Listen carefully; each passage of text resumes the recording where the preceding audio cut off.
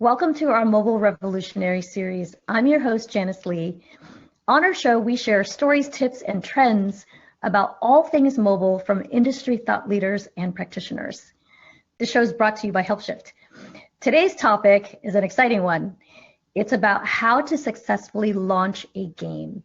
And our special guest is Madison Annabelle, the head of support at Halfbrick.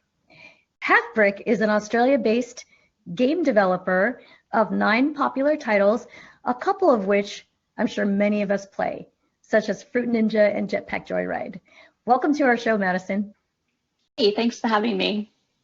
Yeah, so you've got a really interesting story because Halfbrick just celebrated its 10-year anniversary of the popular game Fruit Ninja. Is that right?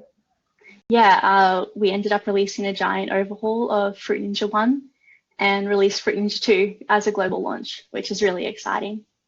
Yeah, and I think one of the things that our audience may not appreciate is that with such a large game release and such a popular game, that's available to the world with players in almost every country, you have quite a small support team. Can you share with us what your role is and what that team structure looks like at Halfbrick? Yeah, so at the moment I'm the lead. It kind of just ended up happening. We didn't really have a full-time team, and I ended up kind of just doing a bunch of stuff and then moving from my original QA role into customer service and then kind of taking control of that.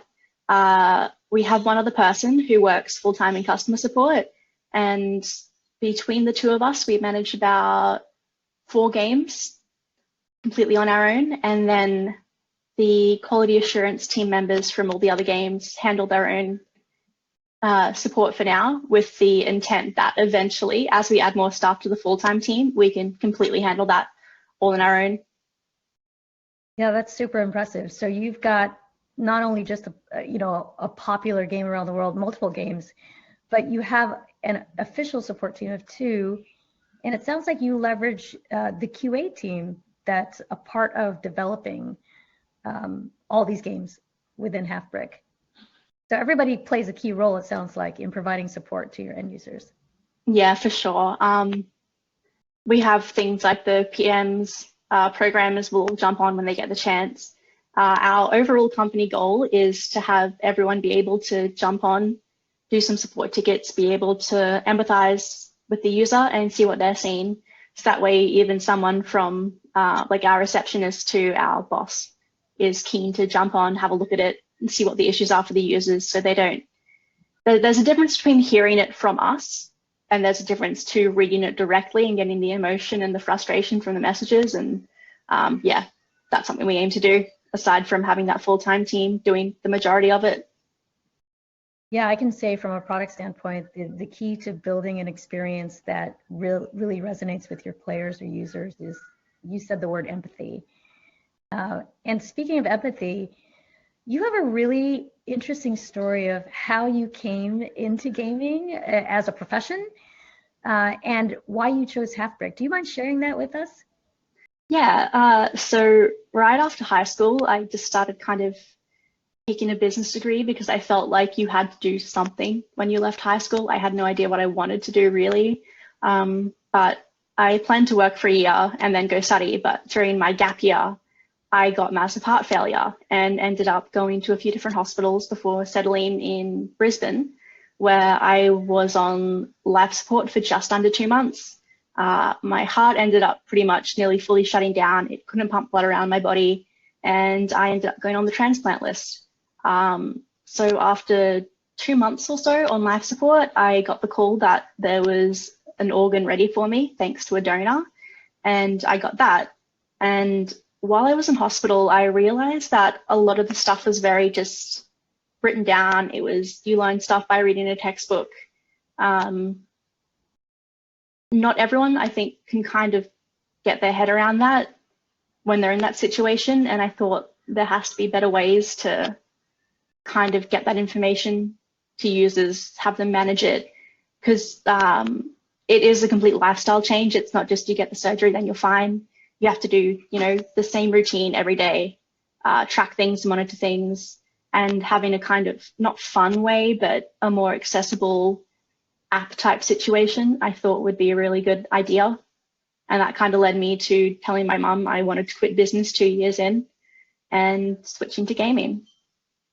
It sounds Sorry. like you had this idea that just sort of in your recovery phase, it sounds like, and thank goodness, things went the way that they went. You thought that as someone who was trying to learn a very complex subject like medicine or recovering from, sounds like a rare condition, that there had to be a better way for people to learn and engage with the content. And Yeah. that's what led you into gaming or thinking about games? Yeah, it did. I spent pretty much the whole time I was in hospital playing a bunch of simulation and management games because that's what I was into at the time. And I was like, why not take this, but make it for real life? Make it easier, make it all centralized, not having to write things down on paper and call the hospital 3 times a day to report stuff, just tracking everything, just pretty much making your new life as manageable as possible. And that's what kind of drew me to Halfbrick as well, is they're kind of known for being an accessible company. Fruit Ninja is a great example of that, where you don't need to know how to play games. All you have to do is move your finger around a screen to play. And I know that had been used in rehab facilities and nursing homes and stuff like that to kind of help people with motor issues gain some kind of control back. So when the opportunity came up to apply for a job there, I jumped on it, thankfully got it, and have had the privilege to have worked on a few projects that are now being used in like hospitals and places like that. I love it. I'm also a lifelong gamer, and I see many of the intersections of gaming and education, to your point, and gaming and learning, and gaming and now recovery, right? Just developing those or redeveloping those motor skills. I mean, there's so many different applications for gaming. And Fruit Ninja actually is the first game that I started playing with my daughters several years ago. In fact, my daughter introduced it to me while we were on vacation, and all we had was the iPad. There was no console. We didn't bring our PCs on vacation. And it was the first game that she and I could actually play together at the same time and compete against each other. And nobody had an advantage. Yeah. It's okay if you've got a faster finger, then you've got an advantage. But it was super fun, and we involved my mother-in-law, who got into the game as well. So I can see why it's got this broad appeal and no learning curve for people who naturally don't even game. Yeah. No, it's good. We get a lot of grandparents who write to us to let us know they play it with their grandkids, and they have kind of unhealthy competitions going, and they'll send us their scores and ask us how kind of high up they are in the world scores, so they can, let their grandchild know that actually they are quite good at it. Yeah, it's something to be proud of, for sure. So let's talk about the latest game release. You just came out after the 10-year anniversary of Fruit Ninja. You just released Fruit Ninja 2. Yes. And that was a pretty big deal. If you're in the audience, you're probably thinking about releasing your new game or your next game. And Madison, you've got a lot of lessons that you can share with our audience about what that process typically looks like and what are the best practices involved. So let's dive in. Let's talk about what happens at first. So the game's being developed. You're probably weeks or months out from releasing it. What does the support team do to get involved in that process? How early do you get involved, and what do you do? So we try to get involved around 2 or 3 weeks before the game is ready to soft launch. Pretty early on, the team relies on internal testing, bringing in players from the public and using the company and surveys to get that stuff done. Once we are ready to get hold of it, we will go through and set up the general tickets, FAQs, get a Discord going, Reddit, start monitoring YouTube comments, emails, voicemails left at reception, anything else we can do to have people contact us. We have a lot of people on the team who jump in wherever they can, which is really useful, but the customer support team as a whole kind of tackles every aspect of potential communication from the users. Got it. So if we start internally, you said you're 2 to 3 weeks out from releasing the game. It sounds like you go through an internal testing period with the entire company, right? Everybody, including your CEO, gets involved in testing the game. And so do they log bugs and they report bugs and they get triaged or fixed during this period? Yeah, they do. So we'll usually do it as part of a kind of Friday company meeting. And we usually record these as well. So everyone will be on a Google Hangout or something. We'll be playing the game. People will be talking out loud while they're playing, just sharing, fun things or frustrations or like, oh, you beat me, that's not fair. Like, how'd you get that power up? So we'll use the recording from that to kind of get the real-time reaction. We have a lot of back-end stuff set up to track bugs and crashes. And because we're doing it within the company, we can usually know which person's device has done that crash. So we can just message them and be like, hey, we've made a fix. Can you please install the game when you get a chance and try it again? And we also run a bunch of in-house surveys to try to get as much information as we can from the other devs before we consider the soft launch. That's great. So would you say that through this internal testing period, what percentage of the bugs do you typically work out inside the company first? In this period, I'd say only a small amount, just because it's still usually a very early version of the game. Sometimes it might just be a single level with just the basic assets in and just kind of dragged out. And then in 2 months' time, when we play it again, it might be broken down to smaller levels with unique art, the soundtracks in, and all that stuff. So for the most part, it's just kind of used to gauge the overall, what are the major problems we're seeing first, versus the kind of more nitpicky stuff that we'll save soft launch for. Got it. That makes sense. Yeah. And especially if, for instance, because you support how many languages? 12, I believe, as a default. Plus games have extras based on their popularity in certain areas. Got it. So that probably means that when you're doing your internal testing, you don't have the people who can play or speak across the different languages to be able to test all those languages during that phase, sounds like. Yeah. Got it. Okay. So you do internal testing for 2 or 3 weeks, then you publish it to the App Store and go through some type of beta period or limited release? How does that work? Yeah, so we'll do what we call a soft launch, where we might just release the game to Australia and New Zealand to kind of start with, because that's like, we're based in Australia, that's our region. We know that if we respond to someone, it'll be within the same time zone as us. We can, get people on Skype calls or something if we need extra information, or bring people in to do extra testing. So we'll usually start there. And that's when we'll start using Helpshift and all our other support channels to start gathering feedback. We use Discord a lot. A lot of the users who start off in the soft launches hang around there, so we can kind of just get to know them. They'll start reporting bugs. We can talk to them directly. They can talk to the programmers. Again, with our Discord, that whole team will be there. Like if the boss is on that team, he's in that Discord too. We're all kind of across everything, thankfully. It's a really collaborative company and everyone's just around. Got it. So it sounds like on Discord, you've got your friendlies, which are the players who are probably going to be the most apt to give you feedback and to be the most patient with any types of issues that they encounter. So you typically start there, which is what my guess would be, that's your loyal community of players. Yeah.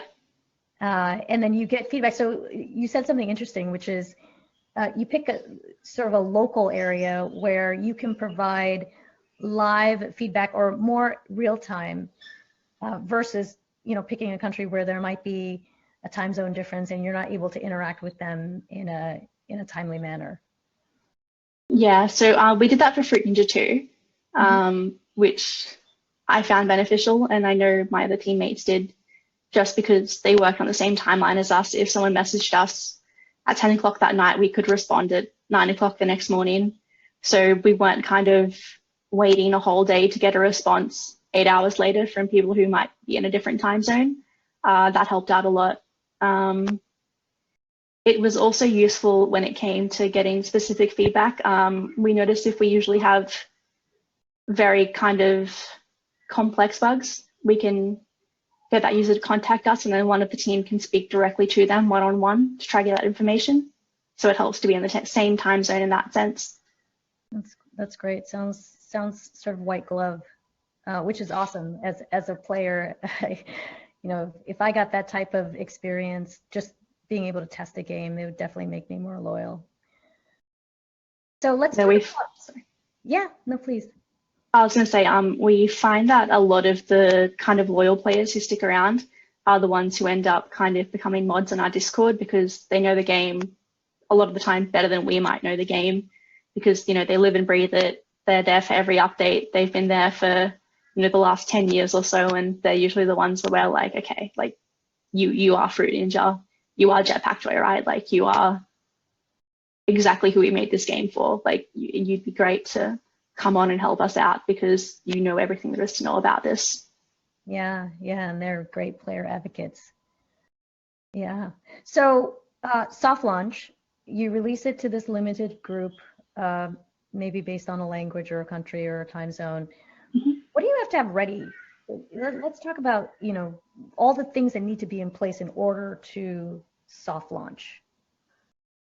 So once ready to soft launch, we kind of have a basic list of things that we try to do for every game.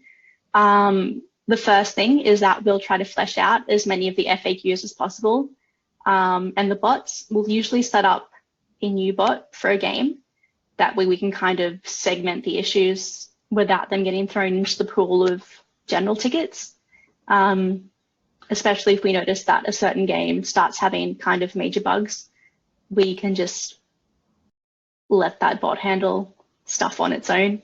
We are working towards making these better because we're still in the early stages, but we've already seen so much more useful stuff come from using those as opposed to us responding individually each time. From there, we will speak to the dev team and compile any known issues. We'll get a kind of timeline of planned releases.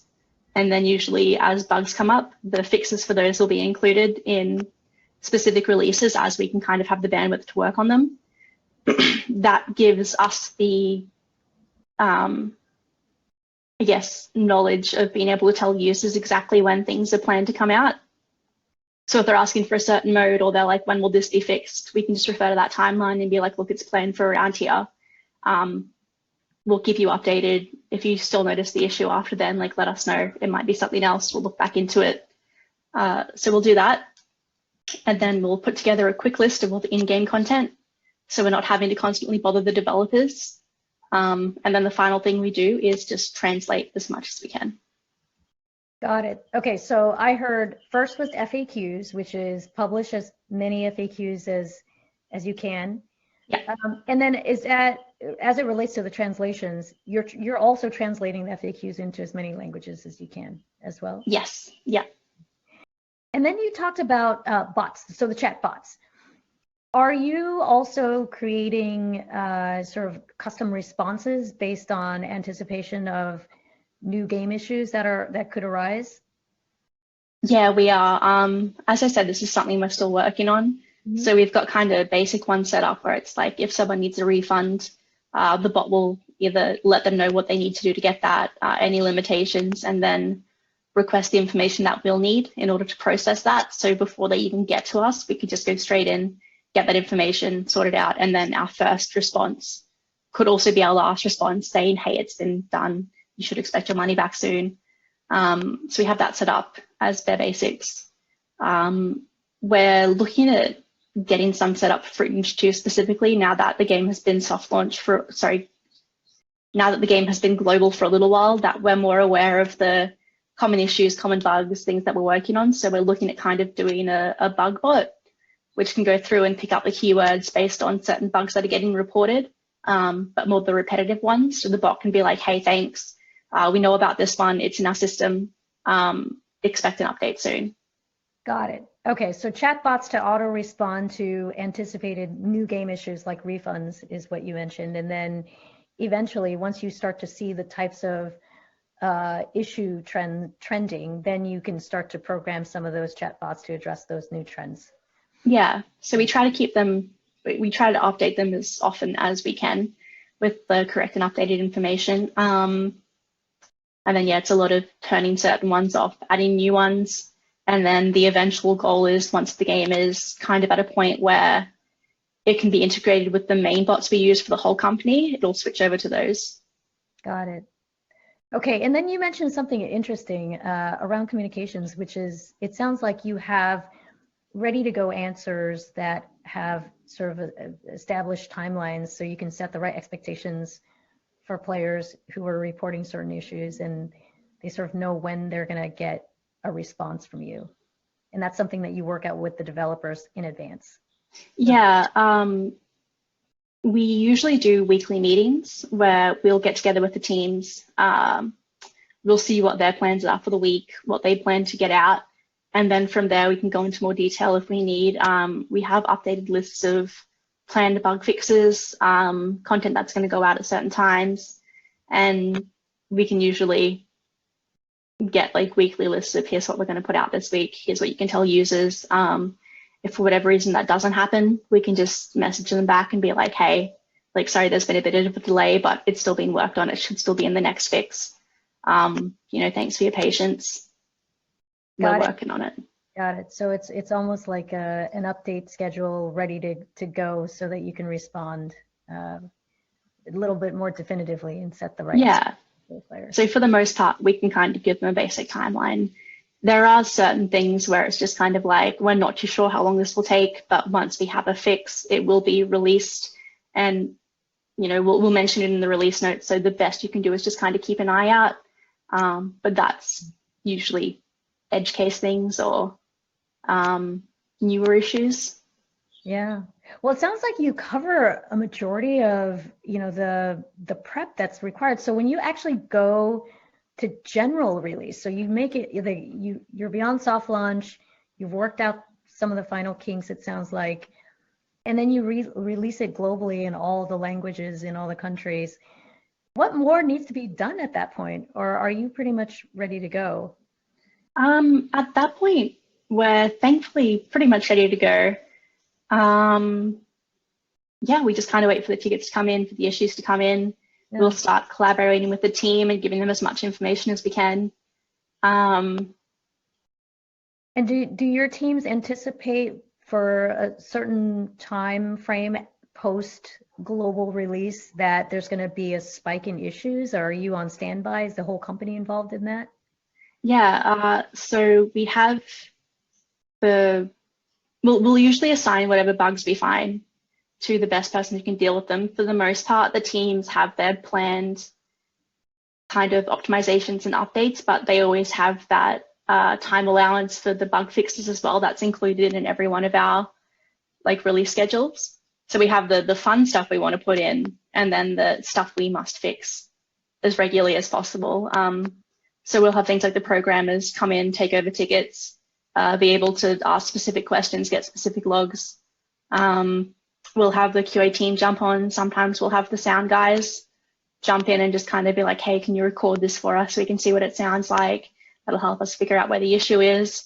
And yeah, it's very much anyone who can help will jump on, especially if it's a kind of role specific question.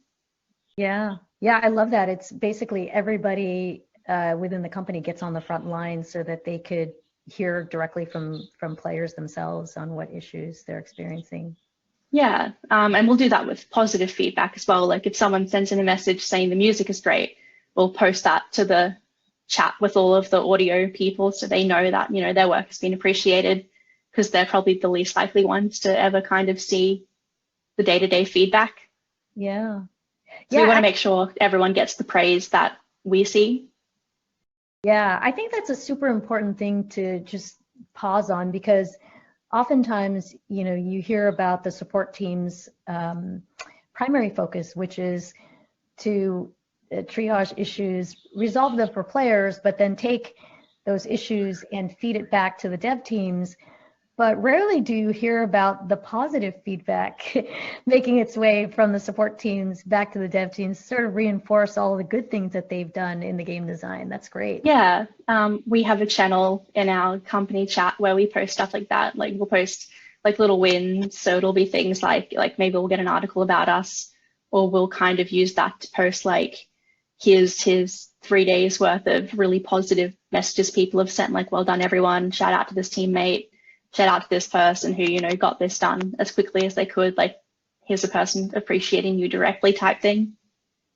Love it. Love it. I think that all falls in line with what you said early on, which is it's all about empathy and making sure that everybody gets exposed to the players. So Madison, if you had to summarize the top, you know, handful of tips that you have for anyone who's getting ready to launch a game, what would those tips be? First of all, it would be always be in communication with your developers. You are the middleman between the customers and them.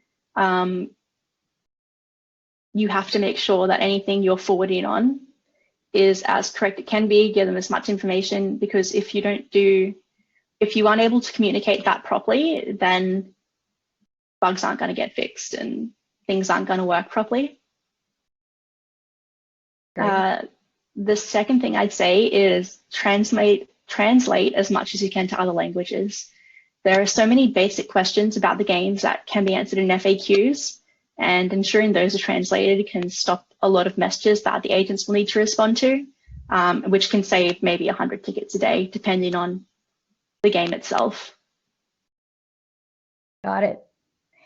And so translate, communicate. Yeah. Then I would say always just kind of talk to the players like they're your friend. A lot of people will send a message after a negative experience, so they might be a bit aggressive or upset. They might assume you're a robot, they'll just type in keywords, they'll type angrily.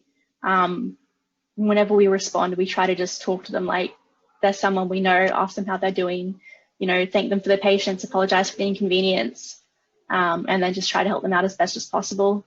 We found just kind of being kind to people, no matter what, can completely reset the tone of the conversation and just make it nicer for everyone to talk, especially once you can kind of get into a friendly flow.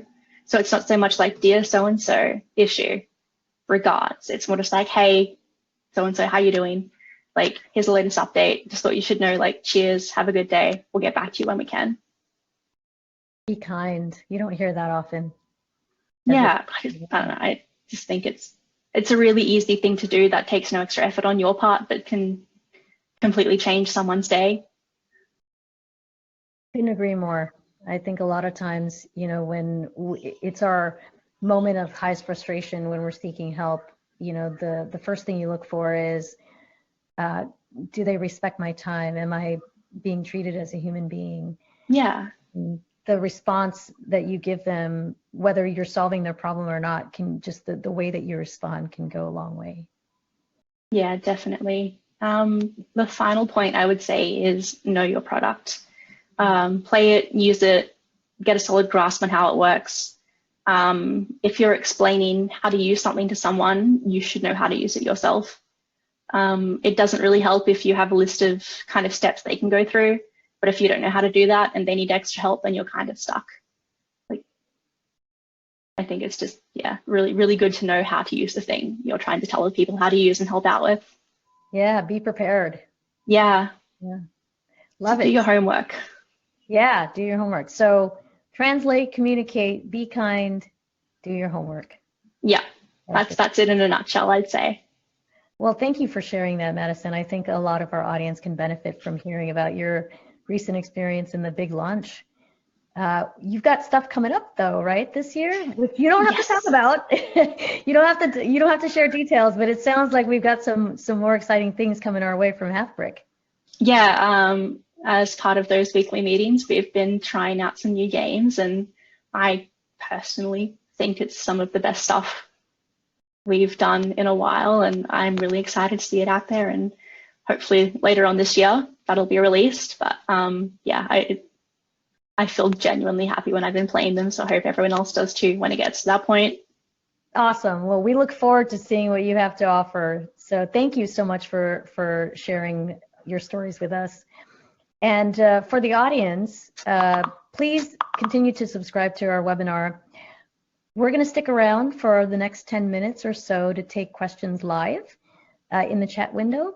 So thank you for joining us, and we'll catch you next time. Thank you so much, Madison, for joining us. Thank you very much.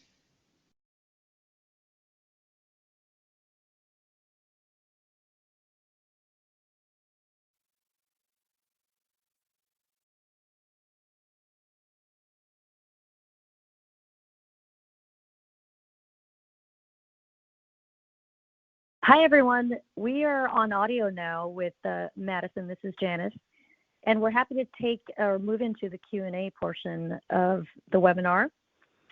So we have one question here from Johnson who says, can you elaborate more about BugBot? Is this something you have to set up or comes ready to go from HelpShift? So I don't know if you wanted Madison to answer that question or me, but I'm happy to answer it, or Madison, if you have a perspective on BugBot. I don't really. I guess the closest I can think of is just the FAQs or the basic filter bot, but I feel like you'd probably be the best person to go through that. Yeah, so I think there's, when it comes to bots, there's a couple of ways that we use bots to address bugs, if you will.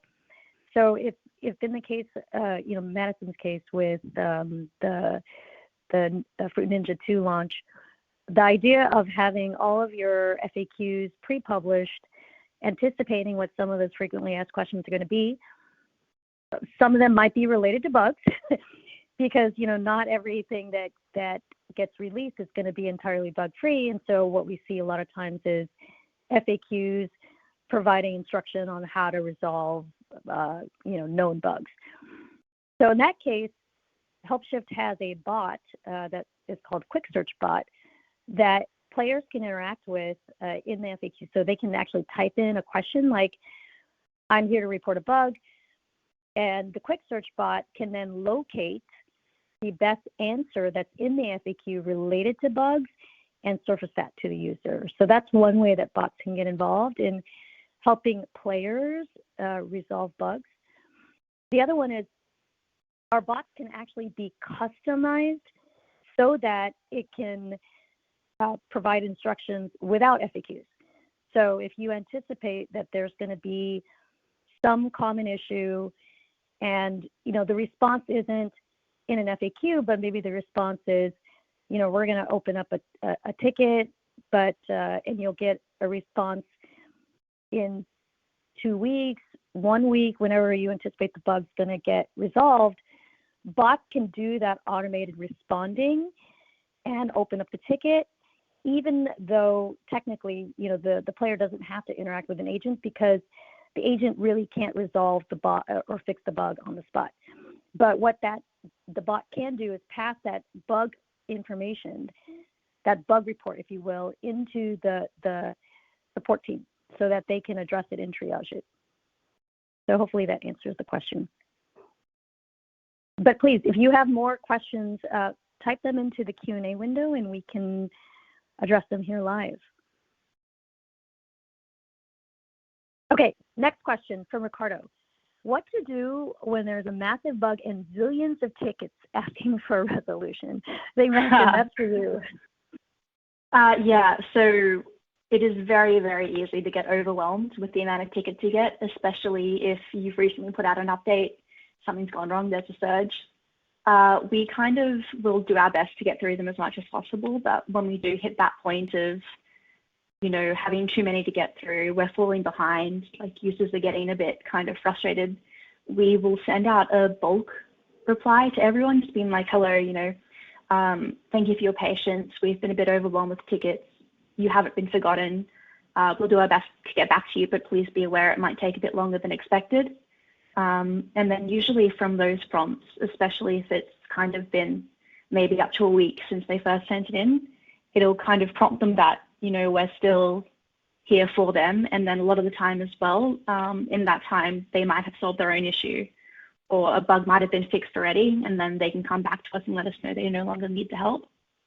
And you can use the filters and HelpShift and everything to be able to still sort by those older tickets, even though you've replied, which we find really useful.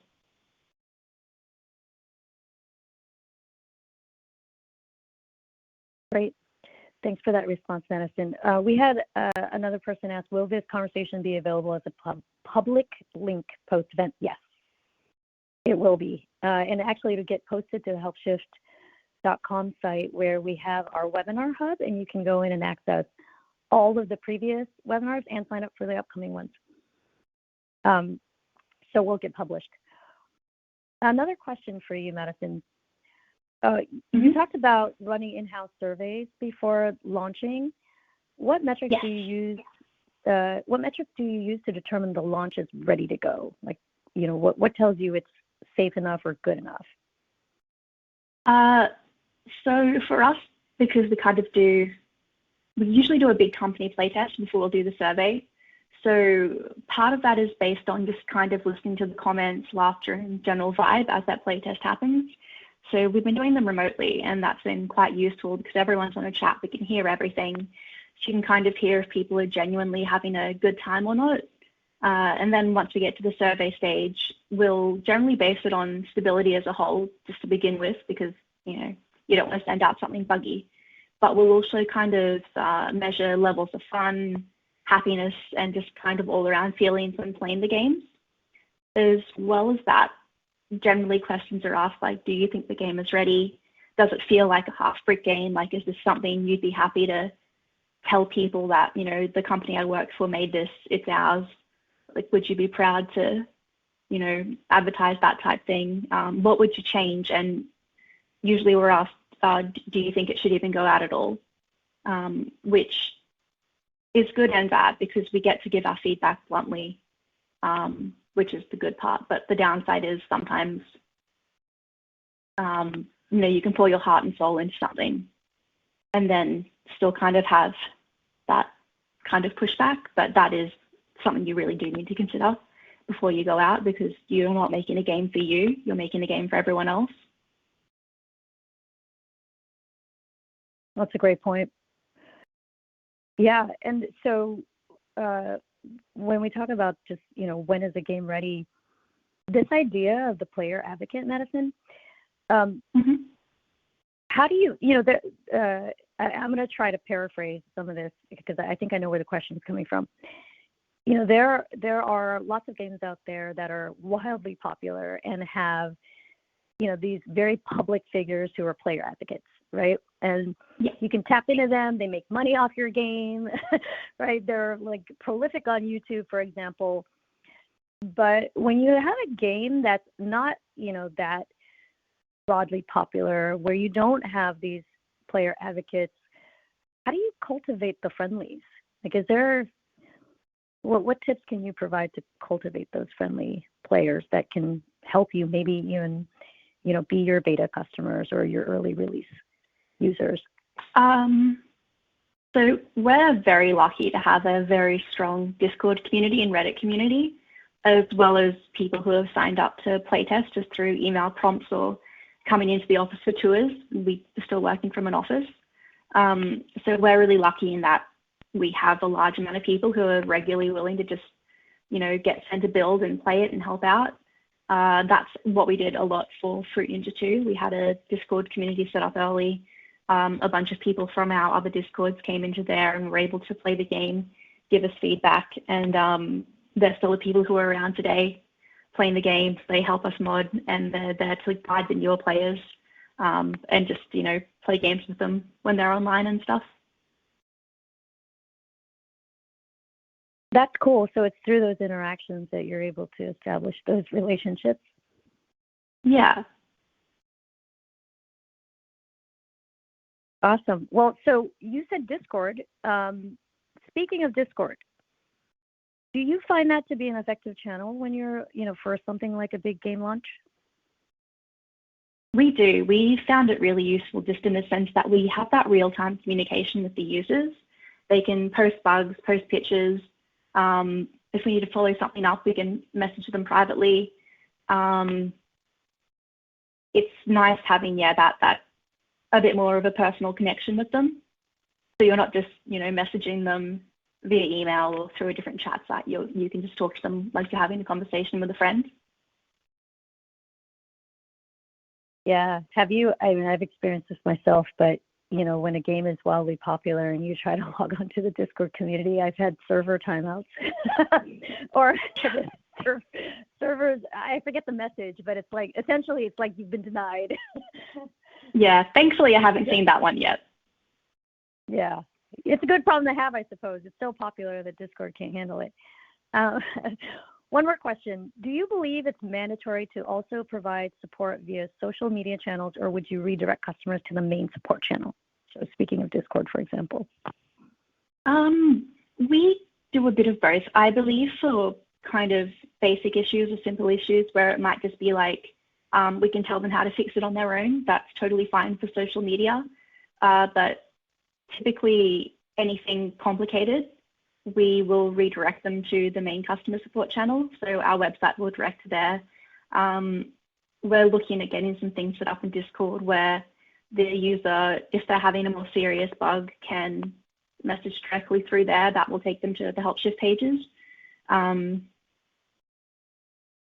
find a mix is good because you have some people who have no idea how to kind of access the website side of things, but they know how to use Facebook. So for example, that might be, you know, elderly people who play with their grandchildren. They know how to use Facebook because their family have shown them how to do that, but accessing the game website might be a bit harder.